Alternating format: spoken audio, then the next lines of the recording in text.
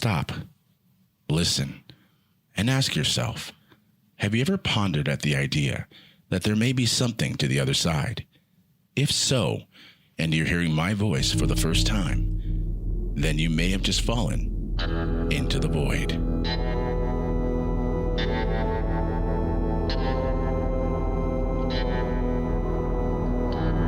Hey everybody, it's your boy Dapper Troy from POW Gaming here on Twitch, and I'm falling with G-Man into the void.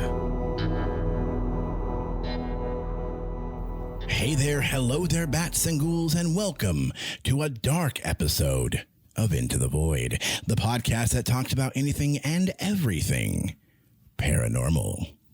I am, as always, your ghost host with the most G-Man, bringing you the latest things that go bump in the night.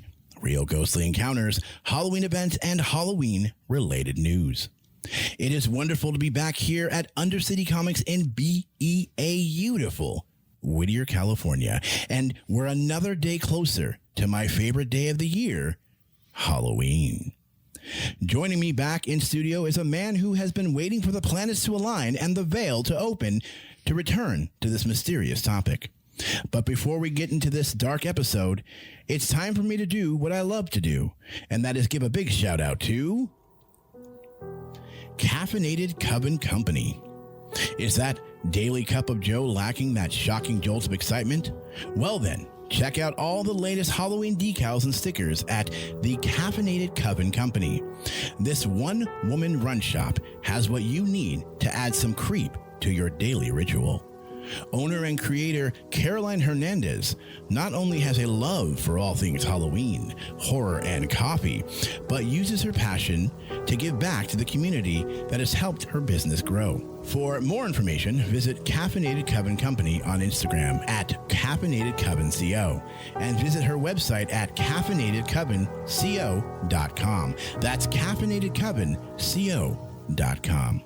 And of course, what kind of podcast would we be without a word from our sponsor for this episode?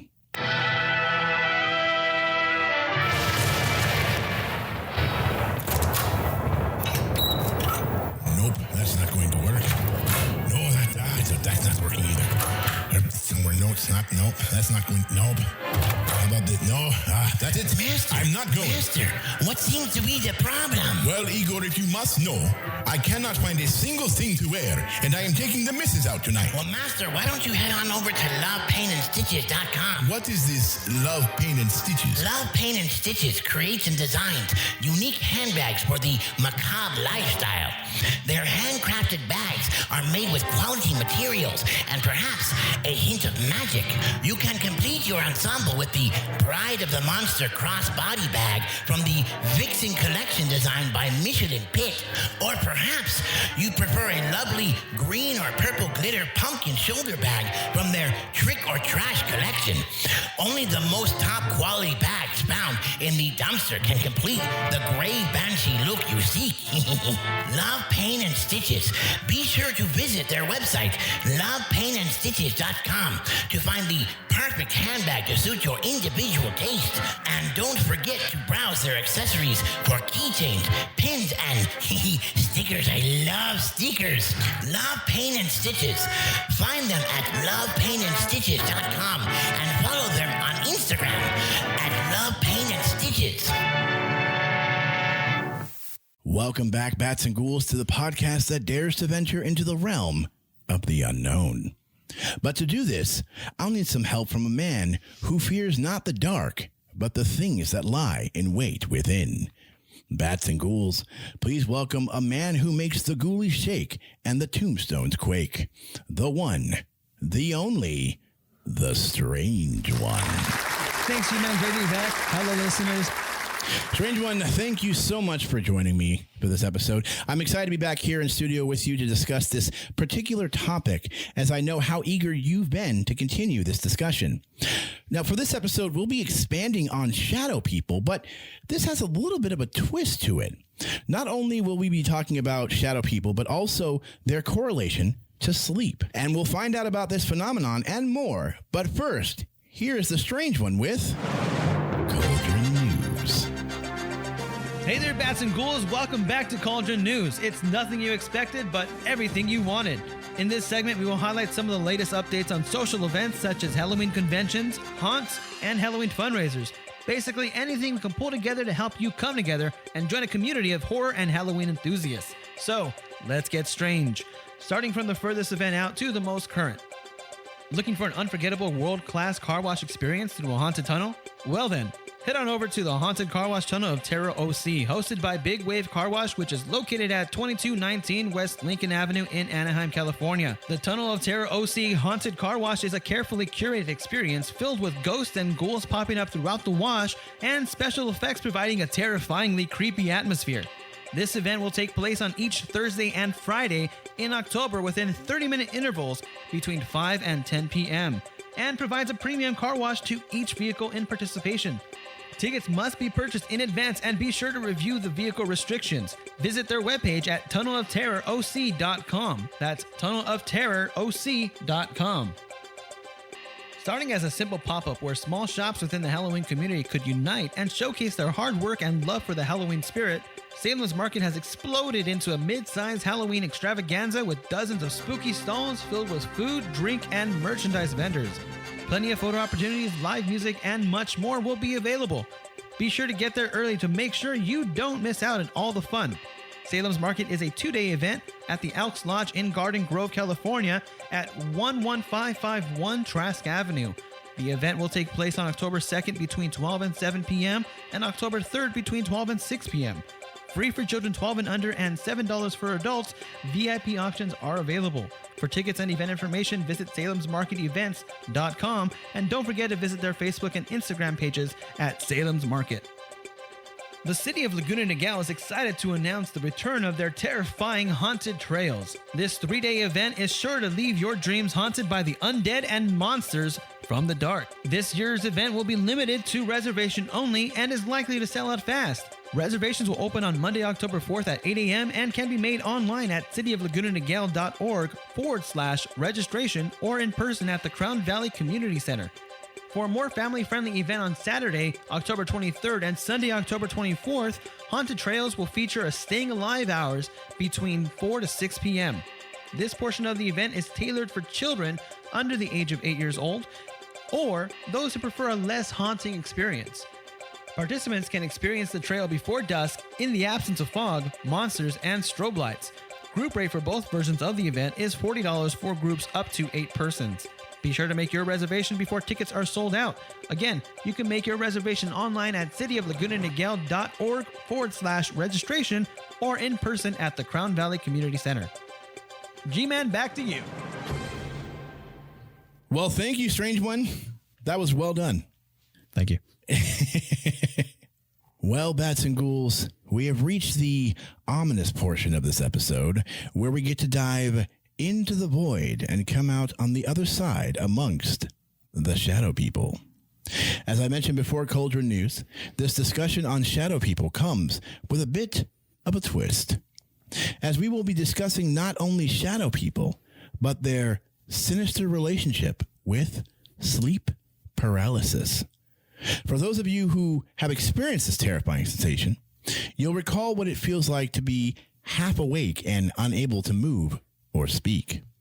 You know, I can remember the countless times I have had that feeling of helplessness, unable to budge or call out. But there's so much we don't know about why this happens. Is this an unexplainable science? Could this be a paranormal occurrence? Well, bats and ghouls, it's time to grab your crystals and light some sage as I leave you in the capable hands of the StrangeOne, who has done quite a bit of research on this topic.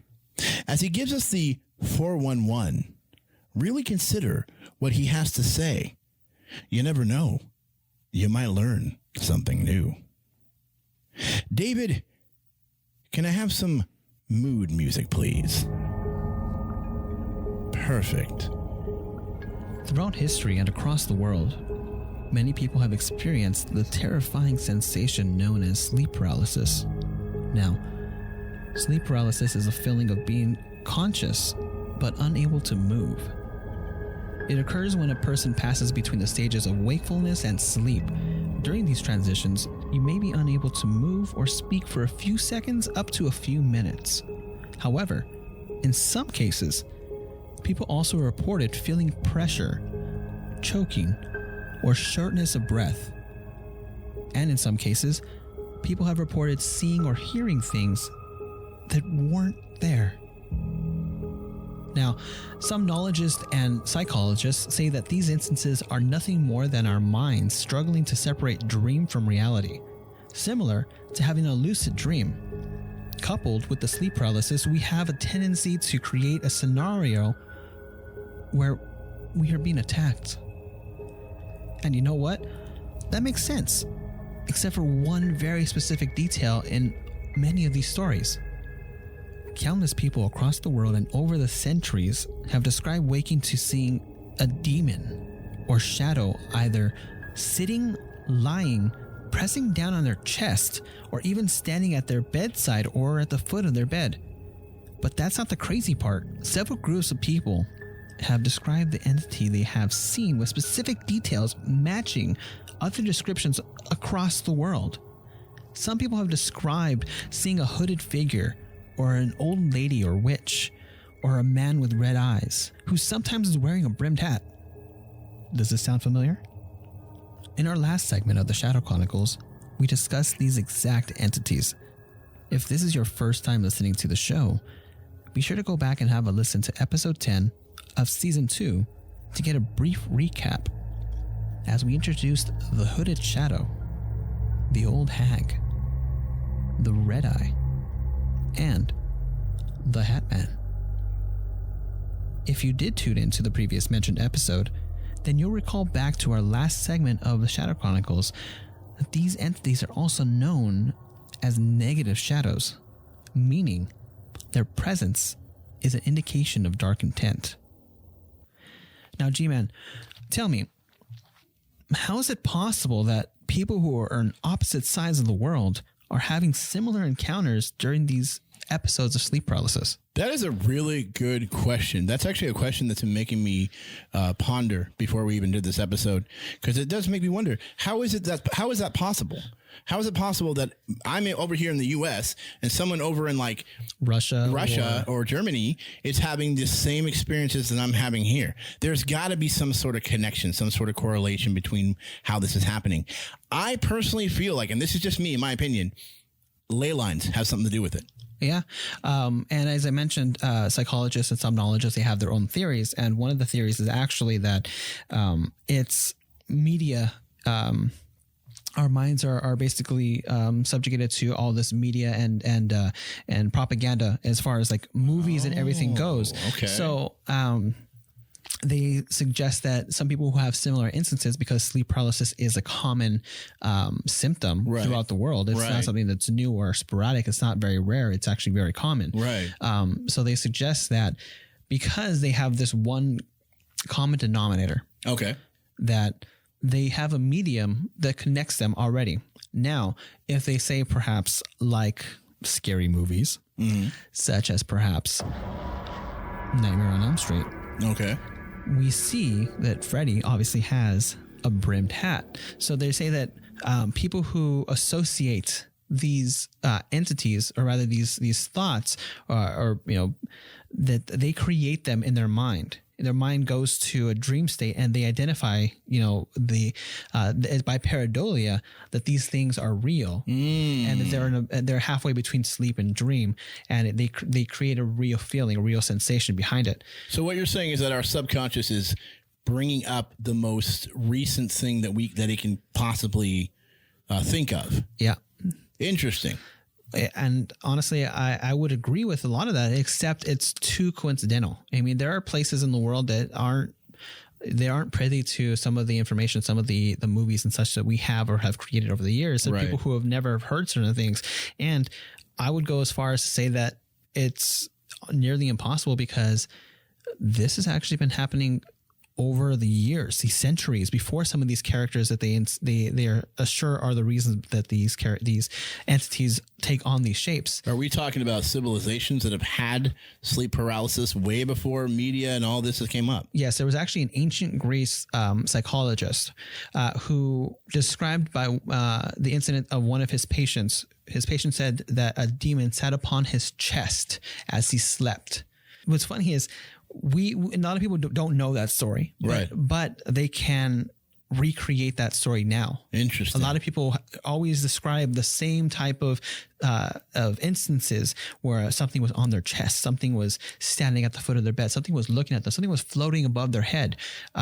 So there's just so much coincidence behind it that it seems a little too sporadic for it to be specifically a mental, depiction of these entities, that we're just creating these thoughts.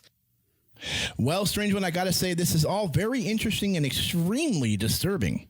Now, I know we're not done just yet because I am curious about the intent of these entities. But before we get into that, it's time for a word from our sponsor for this episode.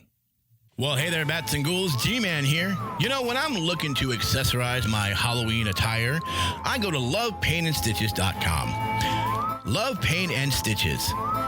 They bring you the thriftiest and spookiest handbags, purses, and accessories.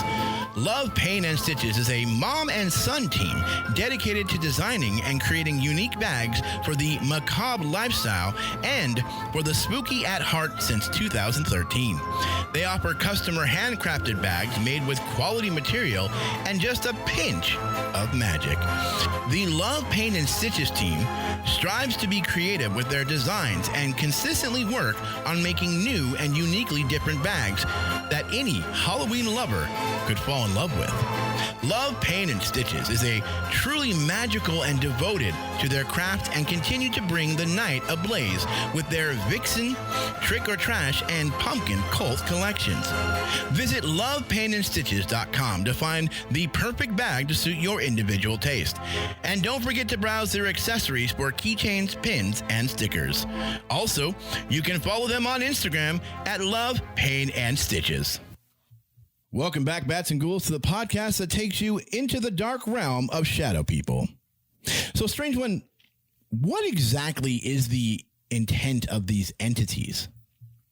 Well, we can only really speculate on what we've either experienced ourselves or what has been reported by others who have encountered these entities. Let's get into who these entities are, and maybe we can determine what their intent may be. Sounds good to me. So, the hooded shadow has often been seen as a reaper. As you may know, the reaper is seen as a claimer of life, a harbinger of death, a collector of souls. So, is the hooded really a negative spirit?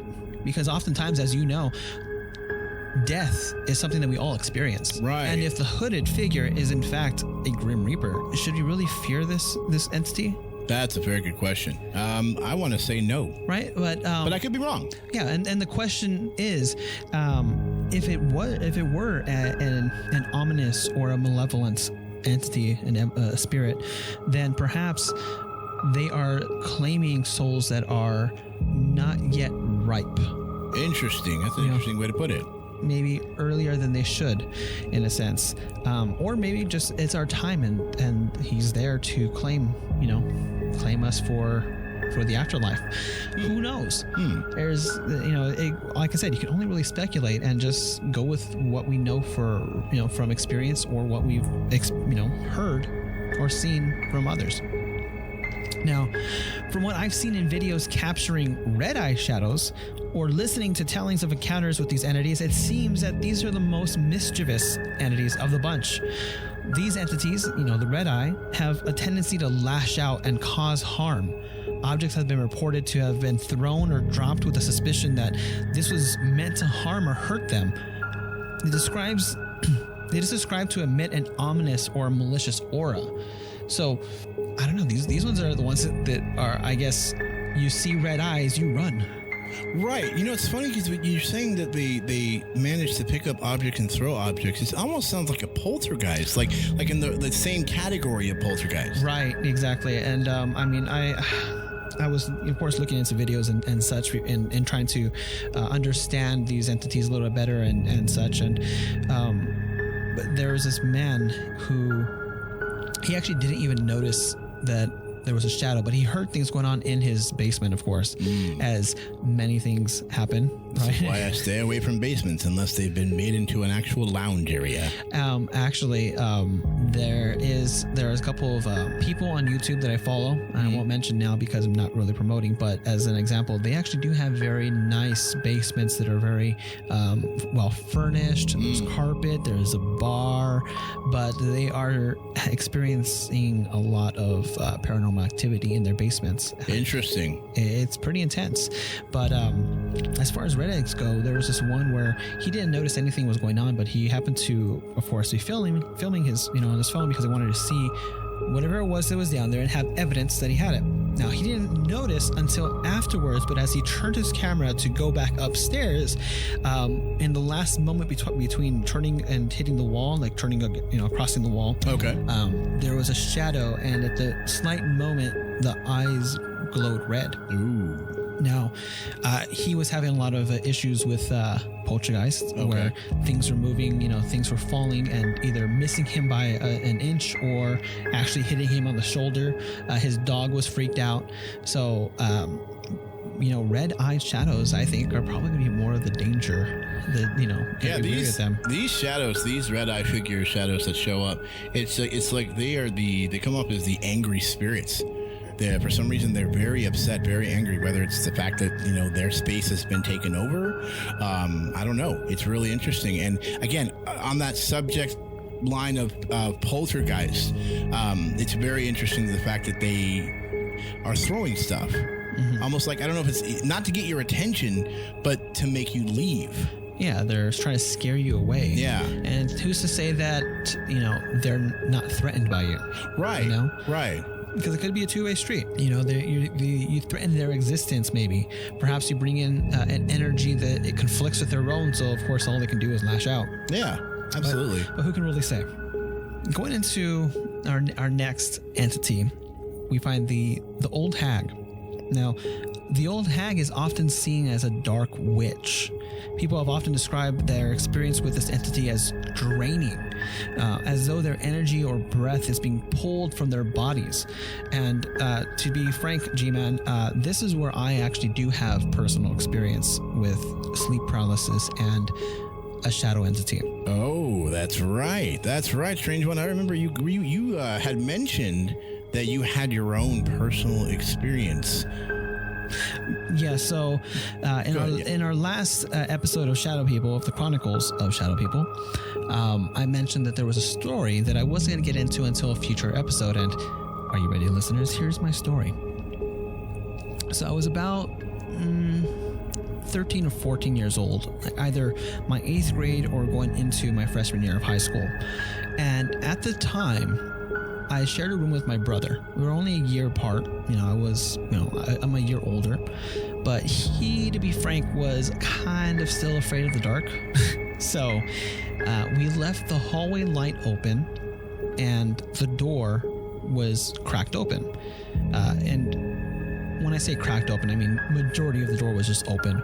And my bed was adjacent the open door. I can reach out into the hallway with one arm and tap on the cupboard that was in the hallway. That's how close to this door and this light that I was. I only mention that so that you understand that there's no confusion when I say there was a shadow sitting on my chest. I woke up one night, short of breath, barely able to move. I can move my fingers, I can wiggle my toes, but I couldn't move, and it was hard to breathe. And as my eyes focused from the light pouring into the room, I noticed that there was a dark spot in front of me. It just hovered just above my chest, but I felt it as though pressing down. And I couldn't think at the time, but I could have sworn that there was a face in that darkness. A woman with long flowy hair. All I can do was close my eyes and muster some courage to just say, "Get off. I opened my eyes and she's still there. And I was able to shout, "Get off!" Then finally, I could breathe. I sat up on my bed. I turned on the light in the room. My brother remained asleep because he can sleep through an earthquake. And all I know is I had to get up. I went to the bathroom. I washed my face again. And I couldn't sleep. I was afraid. But with certainty, I knew and I know that there was something that night. Something that wanted something from me. And I have to say that after researching later on in life and as an adult, reflecting back to that night, I know that I had an encounter with the Old Hag. That is some creepiness going on there, Strange One. Yeah, and like I said, the door was open, so the light was pouring in. There was nothing that could block light in front of me like that. You know, it was obvious that there was something there. You know, because as I can peer from the corner of my eye, see that the light still hit the corner of the room where my brother slept. So I know that there was still light coming in, but for the life of me, there was something in front of me, something just right above me that was keeping me down.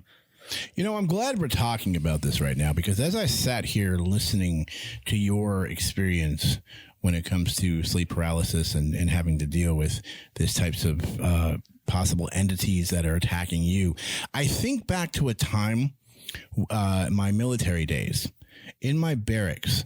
I was just thinking about this, and for some reason, it really hit me when you were talking about how you were the portion when you were yelling, "Get off, get out." You know what I mean? Like, that was really interesting, because I remember a time when I was in my barracks, and these barracks that I was staying in, just a brick building. It's kind of like being in a dorm room, a two-man dorm room, and my bed was the bed was basically in the pathway, not in the pathway, but next to the pathway of the doorway. And we had a little refrigerator, little kitchen area. I had my bed, and then I had this, like, I guess you could say, wall closet or whatever. And then on the other side was my roommate's bed. Okay. So like a studio. It was like a studio apartment, but you cut it off with your own, wall closet. Yeah. Okay. So I do recall this though. I was in bed. I was on the phone with a friend of mine back then. I was really good friends with this person. I'll leave out names just to be, nice and not get in trouble here. But I remember we were on the phone.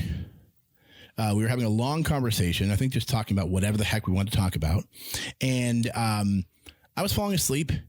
And the one thing that I can remember the most is that feeling of, it felt like somebody was on me.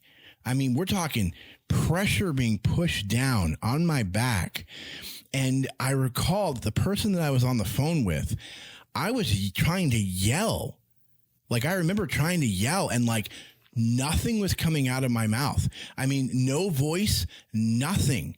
But the person that was on the phone who heard me told me, "Hey, relax. You're fine. Calm down. Everything's okay. You're fine. I'm still here." And that was the weirdest thing ever, because it felt like somebody had not just put pressure on my back, but it felt like they had climbed onto the bed. Like, I was awake, but I wasn't awake. My eyes were closed, but my ears were wide open. And I could just hear the creaking noise of someone crawling on my bed. And then all of a sudden, that pressure was being pushed on my back. Like, all the air that I ever had in my lungs was being forced out. Yeah. And it's the same thing that happened. And you and I both went to Rio Hondo Community College. So I don't know if you recall the green room and everyone talking about the green room being haunted and all that stuff. The same thing happened when I was in the green room. Do you remember that brown couch that used to be up there? I don't know if it's still up there now, but so I recall being, I'm pretty sure I was ditching class at the time. And by the way, bats and ghouls, don't ditch school. Be cool. Stay in school. All right. But I was on the couch taking a nap, and I recall that same feeling. that somebody was putting pressure on my back. And once again, all the air was being forced out. And I remember telling myself, get up. G-Man, get up. You got to move your arms, do something, get up. I remember my brain was freaking out.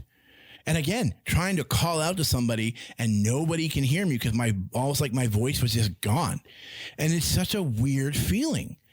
So the fact that you had that, the fact that I've had that, multiple people have had that around the world, there's got to be no coincidence here. Something has got to be going on, or there's got to be some sort of connection or something. I mean, that was such an eerie experience, which I imagine for you, StrangeOne, it was an eerie experience as well. Yeah, it was, especially since my mom didn't like the conversation about those things. And she just tells me, just pray about it. And so I really didn't bring it up to anybody. I didn't want anybody to be saying anything, to be looking at me differently. My brothers, especially, that just tease me, saying that I'm having bad dreams and such. But, you know me for a while now. You know, I'm fairly logical. Right. Absolutely. So I will analyze anything before I even start to speculate on what it could be. Now, this was years ago. Mind you, like I said, that was like 13, 14 years ago. It was like 20 years ago at this point. And so it's taken me almost that long to come to terms and kind of finally figure what this thing could have been. Now, as far as entities go, I think that with the hag, the old hag, I believe this is a spirit that actually is a life-draining spirit. They're actually trying to live in a sense, or just, experience life through you, and taking that life from you for what, whether it be your health, because I've heard stories where entities like this drain your health, right? Drain your breath, making, they're literally taking your life from you.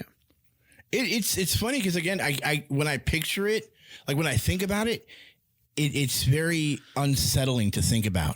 But when I picture it, I guess the best way I can picture it, and I know this is going to sound ridiculous, but I think of the Dementors from Harry Potter when they started sucking the life out of Harry and, whoever else was around.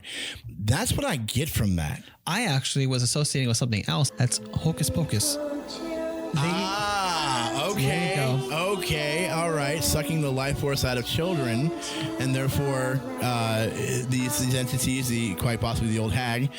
That makes more sense. Okay, I see where you're coming from. I like that. I do like that. Again, creepy, but I like it. Yeah, and I didn't pull that together until later on. Like, as I was putting this research together, it reminded me of that scene in Hocus Pocus where the witches are trying to steal the life force of these children. Right. To live longer. Now, what's to say that, in some sort of ritual, that by stealing this life force, they can, essentially summon themselves back to our plane of existence? Interesting. Who's to know? Right. Who can say? And how much, energy is required for these things to happen? And have they actually happened?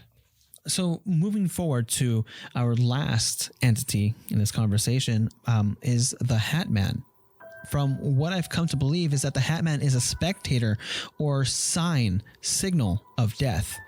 In many descriptions of encounters with the Hatman, it's been said that someone close to the individual who's experiencing this entity will be dying soon or will die soon. It's uncertain if they are instigators of these events that cause this death, or simply like to be present for these deaths, just watchers. And I bring that because there have been photos, there have been videos where they capture somebody with a shadow with a brimmed hat. That's right. Yeah. And families who are people who have come across these entities have never necessarily experienced anything personally happen to them. However, someone close to them, maybe a grandmother, maybe a neighbor, maybe a friend, has passed away. We don't know if it's a result of something that this entity has done, this entity has caused, or if they're just there to look. Maybe they're, as being a spectator, they actually want to witness something this specific. We can't really say. Again, it's all speculation, but from what we've come to see and what we've come to notice, that they're around death. That's interesting. Would you... I'm curious because I just thought about this too. Would you associate the Hatman with the Mothman? I would say similarly. Okay. And what's funny is I actually was, I saved a Mothman documentary on my TV. I was like, I got to watch this later. I was like, but I'm focusing on the Hatman. I'm focusing on shadow people. Right. I got to stick to my topics so I can get through this. But, I would say similarly, yes, but the Mothman was said to be somebody or something that was causing premonitions. Interesting. Whereas the Hatman, I believe, is someone who's not necessarily, causing or giving premonitions, but is just present for these events. As an example, I would imagine that if we were to discuss the Mothman, that the Hatman would have been present to observe the incidents, whereas the Mothman would have only been announcing them. Okay. So the Mothman would then be a club promoter, and the Hatman would be a guest. I like that. Mothman is the club promoter, while Hatman is a guest of the Mothman's club. I like that. I really like that. Oh, well, StrangeOne, this has been, again, absolutely fascinating. I love this topic. It's a very creepy topic that I know a lot of people love to hear about. Sometimes don't love to hear about, but they listen anyways because they're just as curious as we are, and I love that. So this is, again, wonderful. I know we're running out of time, but I believe it's time for one last word from our sponsor for this episode. Suffering from lack of interest of your average clothing, apparel, and accessories? Does your plain Jane shirt fail to excite you? Not to worry. This is a common occurrence and thankfully can be easily remedied. Cursed Creatures. Cursed Creatures has the shockingly appealing apparel and accessories to liven up any night. Bring the excitement in your evenings back from the dead with any of the exciting cursed items from Cursed Creatures. Cursed Creatures has everything you could need to brighten up the dark corners of the cemetery, including monster masks, pins, stickers, patches, and plushies. And be sure not to miss out on the exciting t-shirts they carry at Cursed Creatures. With mummies, vampires, werewolves, and bats, you will find all you need for an evening stroll through the graveyard at Cursed Creatures. Just visit them at cursedcreatures.bigcartel.com. That's cursedcreatures.bigcartel.com. All right, I believe that's all the time we have for this episode. If you enjoyed what you heard here, be sure to tune into any of our previous episodes, which you can find on Stitcher, Apple Podcasts, Google Podcasts, Spotify, iHeartRadio, and now, Bats and Ghouls, we are on Amazon Music. That's right. Check out Amazon Music. You can find us on Amazon Music. Also, give us a follow on both of our social media pages. Facebook at Pod Paranormal 87, Instagram at Void Podcast 18, and be sure to visit the StrangeOne's page on Instagram, _ITB_StrangeOne. That's _ITB_StrangeOne. You can also visit our website at intothevoidpod.com to check out all of our latest in-studio picks and more. Did you know we have a YouTube channel? Be sure to like and subscribe to our channel, Into the Void Podcast. And before I forget, check out our show's store on Etsy. That's right, you can be the proud owner of some amazing Into the Void memorabilia. From mugs and t-shirts to pillows and more, you can find it all in our Etsy store. Just search Into the Void Shop Store. That's Into the Void Shop Store. And lastly, a big thank you to the StrangeOne for joining me on today's episode. Be sure to join me in the next episode as we welcome Shanna Stoker, whose last name may sound familiar, so be sure to tune in to the next episode. All right, Bats and Ghouls, I need to go do the Monster Mash, so until then, I'm G-Man, and I want to thank you for falling with me into the void.